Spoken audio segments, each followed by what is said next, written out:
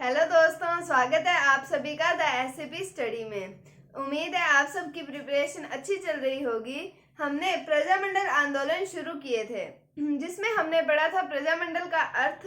प्रजामंडल का क्या मतलब होता है? प्रजा का मंडल यानी कि जनता का संगठन। फिर हमने इसके उद्देश्य के बारे में बात की थी कि देशी राज्यों की जनता, देशी रियासतों की जो जनता थी, उनमें राजनीतिक जागृति उत्पन्न करना और देशी रियासतों में उत्तरदायी शासन की स्थापना करना।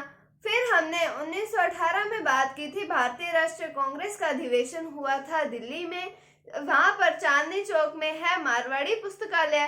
वहां पर राजस्थान के जो प्रतिनिधि आए थे, उन्होंने की थी राजपूताना मध्य भारत सभा की स्थापना।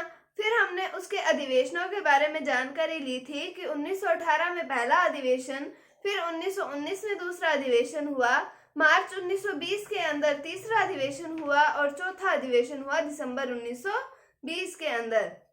हमने पढ़ा था ये अधिवेशन हुआ था लास्ट वाला नागपुर में, और इस समय पर भारतीय राष्ट्रीय कांग्रेस का अधिवेशन भी हुआ था और उन्होंने ये ये जो राजपूताना मध्य भारत सभा है, इसको अपना एक सहयोगी संगठन के रूप में स्वीकार कर लिया था। आज हम इसके आगे बात करते हैं, प्रजामंडल आंदोलनों को आगे बढ़ते हैं। उम्मीद है आपको इस टॉपिक में इंटरेस्ट आ रहा होगा। अगर आपको इसमें कोई भी दिक्कत लगती है तो आप कमेंट सेक्शन में मेरे से पूछ सकते हैं। हम शुरू करते हैं अब प्रजामंडल आंदोलन को आगे।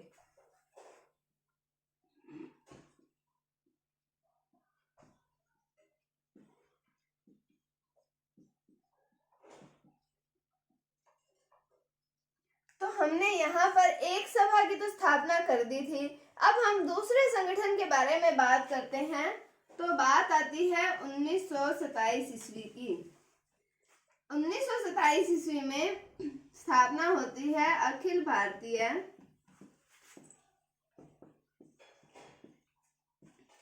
देशी राज्य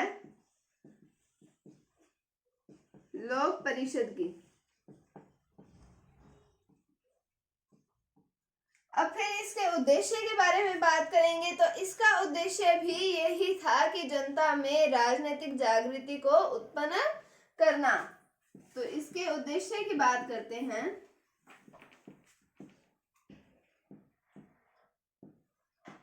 जनता में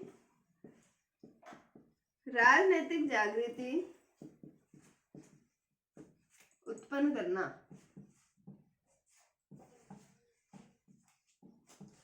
फिर हम बात करते हैं इसके अधिवेशन की। इसका अधिवेशन होता है 1931 ईस्वी में और ये अधिवेशन होता है अजमेर में और इसकी अध्यक्षता की जाती है राम नारायण चौधरी के द्वारा।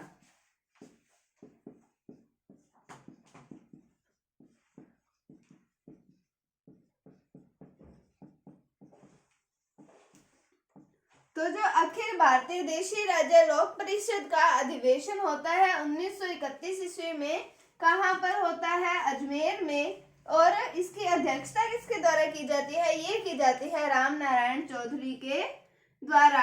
फिर हम बात करते हैं कि भारतीय राष्ट्रीय कांग्रेस का भी अधिवेशन होता है। ये होता है 1938 ईस्वी में। तो 1938 ईस्वी में भारतीय राष्ट्रीय कांग्रेस का अधिवेशन होता है।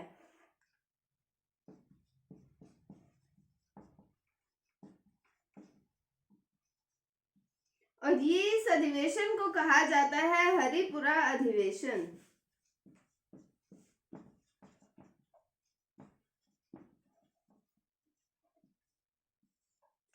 इस अधिवेशन के अंदर कुछ निर्णय लिए जाते हैं, जैसे कि प्रजामंडलों की स्थापना करना और प्रजामंडल आंदोलन चलाना और एक यही कि जनता में राजनीतिक जागृति उत्पन्न करना।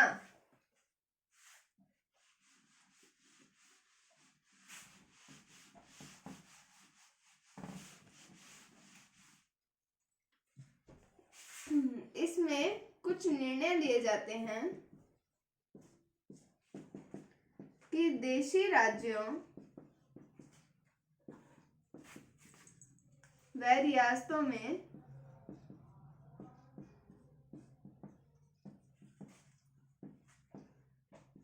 प्रजामंडल की स्थापना करना व आंदोलन चलाना। और दूसरा है जनता को राजनीतिक अधिकार दिलवाना।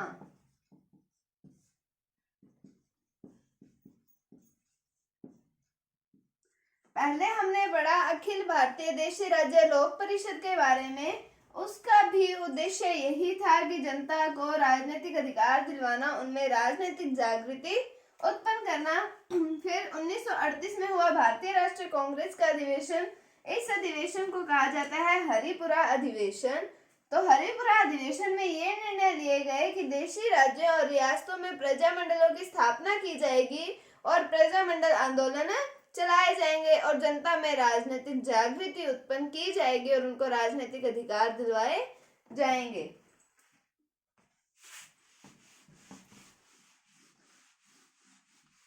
अभी तक हमने दो संस्थाओं के बारे में पढ़ा है, दो संगठनों के बारे में पढ़ा है। एक तो राजपूताना मध्य भारत सभा और दूसरा अखिल भारतीय देशी राज्य लोक परिषद। फिर हम बात करते हैं कि कुछ प्रजामंडलों की जो स्थापना हुई थी वो राजस्थान के बाहर हुई थी, उनके भी हमें नाम पता होने चाहिए। तो वो देखते हैं हम। वे प्रजामंडल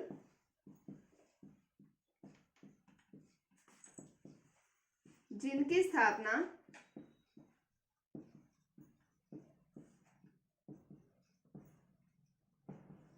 राजस्थान के बाहर हुई।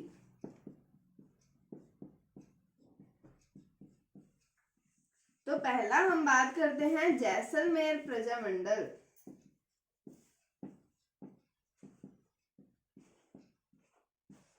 तो इसकी स्थापना हुई थी जोधपुर में।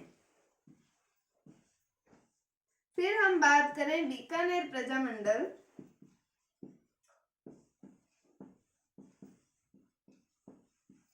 इसकी स्थापना हुई थी कोलकाता में। फिर भरतपुर प्रजामंडल।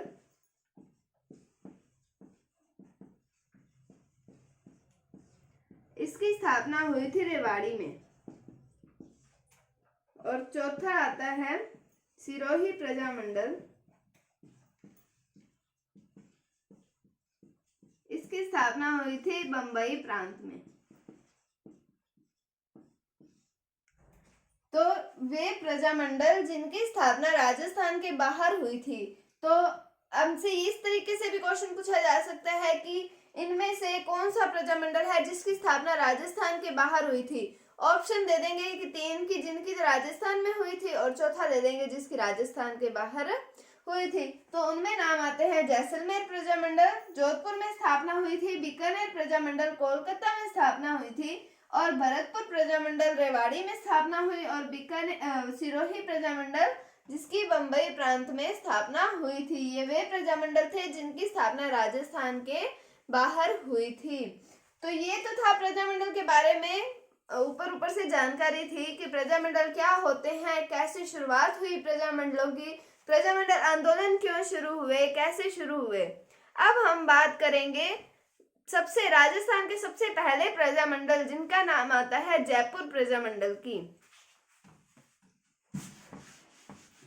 तो वो हम शुरुआत उसकी करेंगे कल। उससे पहले हम ये देख लेते हैं कि हम कल उसके बारे में क्या क्या कुछ पढ़ेंगे। जयपुर प्रजामंडल में हम क्या क्या कुछ पढ़ने वाले हैं आगे।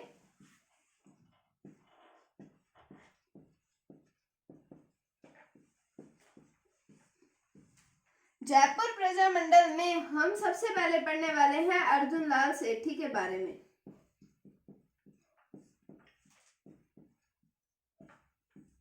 अर्जुन लाल सेठी ये गवर्नमेंट जॉब करते थे अंग्रेजों के अधीन होके। तो इन्होंने अपनी गवर्नमेंट जॉब से इस्तीफा दे दिया था। क्यों दे दिया था ये हम अगली वीडियो में देखेंगे कि अर्जुन लाल सेठी के बारे में हम पढ़ेंगे। फिर हम पढ़ेंगे जैन शिक्षा प्रचारक समिति के बारे में। इसी के माध्यम से चलाया गया था वर्धमान विद्यालय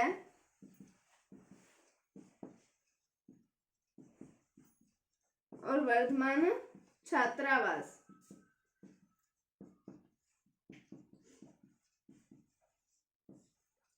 फिर हम बात करते हैं, हम पढ़ेंगे इसमें जैन शिक्षा सोसाइटी के बारे में।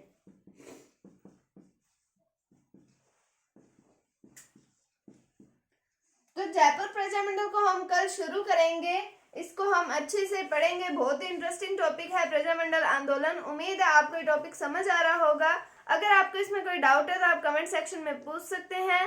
अगर आपको वीडियो थोड़ी सी भी अच्छी लगी है, आपको थोड़ी सी भी हेल्पफुल लगी है, तो इसे लाइक कीजिए, शेयर कीजिए, और अगर आप चैनल पर नए हैं तो इसे सब्सक्राइब जरूर कीजिए।